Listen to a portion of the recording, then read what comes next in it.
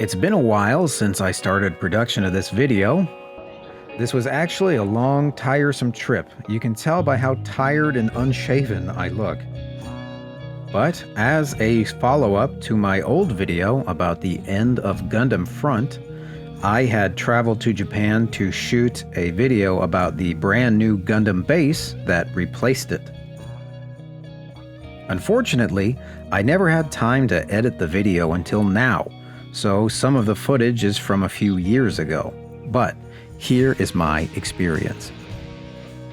This was originally shot way back in December of 2017, but not much has changed about the Gundam Base since then. I returned 8 months later to shoot some pickups, and again in 2020. The only major difference was the crowd size had doubled, later it halved, and then the layout of some of the shops changed slightly. Outside Diver City. Gundam Base, as was Gundam Front, is located in Odaiba, Tokyo. More specifically, it's located on the upper floor of Diver City Mall. You know, the giant building with the huge robot in front of it? If you saw the Olympics, it was that big transformer everyone was talking about during the bike thing and then also the climbing thing. Anyway, back in 2017, when I arrived at Diver City, I was greeted by the view of many human-sized mobile suits for a Gundam Docks special event. These statues were placed all around the mall, as were many other little exhibits, which I'll explain later.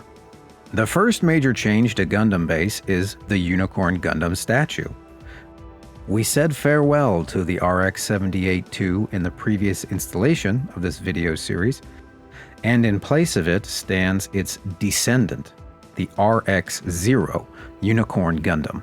I didn't think anything in Gundam lore could be as iconic as the original, but the Unicorn is a proud piece. It's very detailed, it partially transforms, and it looks stunning on a clear day. Shots like this really make me remember what it was like to see the show for the first time when I was a kid, and have it just rip open my imagination for what was possible. Just for a moment, my imagination, what I think could be possible, breaks through to reality.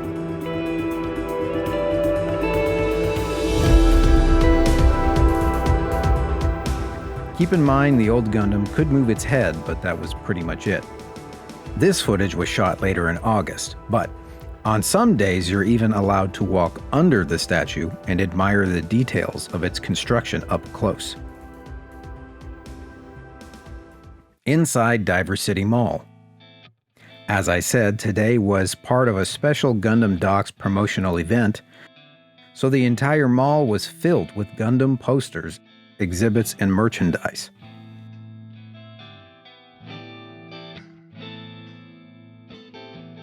At each interior exhibit, marked on a map, you can get a card and a stamp, and if you get a stamp at each location on the map, you can redeem your stamp card and get a little free gift for your trouble.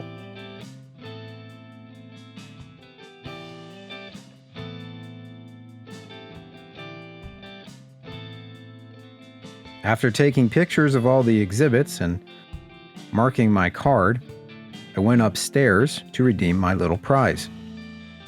Mine was a smartphone screen wiper thing that sticks to your phone when not in use, as I, for some reason, demonstrated on my ancient Galaxy 1. It still works. Inside Gundam Base. Once I was all the way upstairs, I went into the completely renovated Gundam Base space.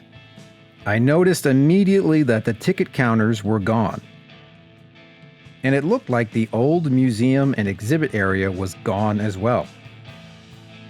Just about everything, actually, was gone.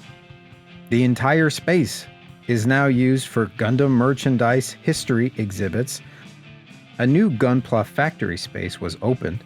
Strict G has a much cleaner layout, and the rest of the space is basically a gigantic Gunpla warehouse. I mean, if you want to buy Gunpla, look no further. I think they have every single model. Much to my delight, they had retained the Gunpla Builders World Cup entries exhibits, and this was a new class I hadn't seen yet. Good work, everybody. Every year, I'm blown away. I have a ton of pictures and videos of all these entries, so if you want to see those, check out the card on YouTube or look in the description. It's probably going to be the next recommended video to see the sort of chill out video gallery of all of the extra stuff that can't possibly fit in this video. It's much too long. Moving on to the Gunpla Factory. The Gunpla Factory area is really different. It's way bigger and now features a scale model of the actual Gunpla Factory, as well as a TV that shows a mini documentary on how Gunpla are manufactured. The space overall is much more organized and open than it once was, but I can't help but think it lost a little bit of its charm. Unfortunately, the life-size core fighter and a lot of the other stuff I really loved about the old Gundam front is completely gone and replaced by walking space and stacks of Gunpla boxes. The character of this place is definitely more about selling you stuff than selling you a spectacle or an experience. But then again, the space is now free to enter. You're no longer paying for a fan experience. You're getting a big store display encouraging you to purchase things you probably already want to purchase. When I visited, I had just caught the release. I believe it was within a day of the S Gundam Deep Striker, which is the hugest thing ever. It was big and stupid, and I wanted it. At the time, this would have been almost a scoop on the footage, but my laziness. No one has seen this until 4 years later. I had like a full video of it within 24 hours, but, you know. After reflecting on how different everything was, I decided I wanted to just grab some snacks and head back outside to the Gundam Cafe, where I purchased a few things. I hadn't filmed the Gundam Cafe before, and I didn't film it again because at the time it had gone unchanged. But I think eventually I will try to make some kind of video going through there again, so be sure to check back in a decade. Outside Gundam Base at night. Night is the best. Wow. I was blown away by how great the Unicorn Gundam looks at night. It's got a full light show. It's hard for me to really put it into words. Yes, it's just a TV show. Well, a TV show in an expanded universe of books, movies, and video games and plastic models, but it is just a nerdy hobby thing. When you can see one of these life-size Gundams in person, it changes, especially when you grow up with the franchise, but a franchise always at arm's length. The shows came out, but later, or only subtitled, or only in a foreign language.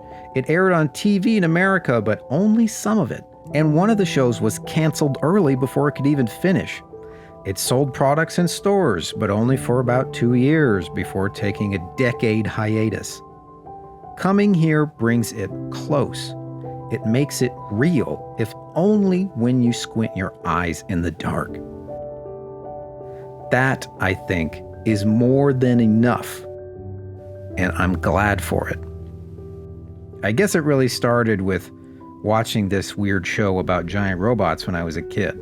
I probably wouldn't have ended up here without that catching my interest, making me curious about Japan and the future. I never knew that Japan was in my future, but it was.